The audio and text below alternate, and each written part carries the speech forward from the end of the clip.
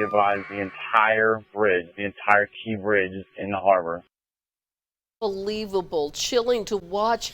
A major bridge collapses in Baltimore. This is an interstate bridge, I-695, and it collapsed around 1:30 Eastern time when that cargo ship over to the left, where you see all that smoke, hit a support beam.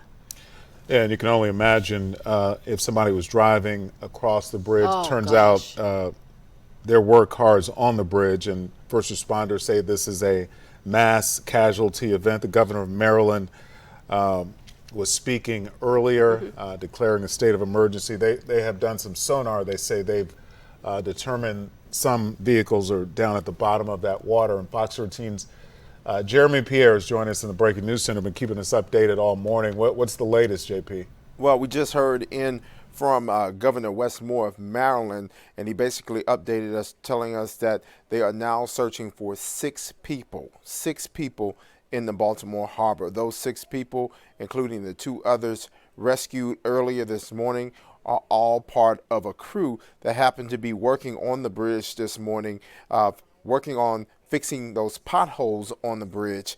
And it was a total number of 8 people, a part of that construction crew, working again to fix potholes on the Francis Scott Key Bridge. Now, according to authorities out there in Maryland, they said that they did learn from the cruise ship, the crew on the ship did notify authorities about them losing power on that cargo ship earlier this morning, possibly before it collided into that structure beam, that support beam for that Francis Scott Key Bridge. We also learned that the NTSB, the National Transportation Safety Board, they have opened an investigation as to what all happened in this collapsed bridge. We also heard from, again, Governor Wes Moore, him telling us that the bridge was up to code.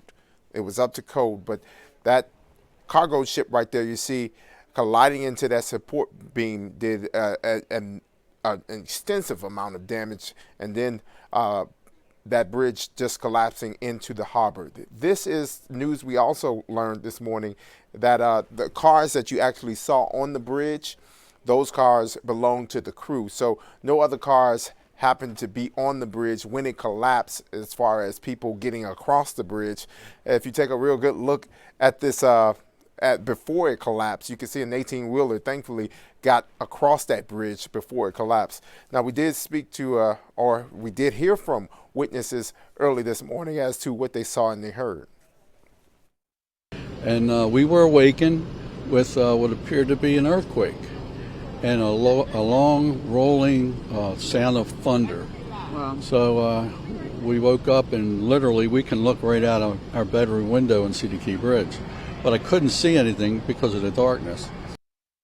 Now, as we speak right now, on air, there are divers in that water looking for those 6 remaining people. It's been more than 8 hours they have been underneath that water. According to sonar technology, there are several cars underneath the water, submerged in the water.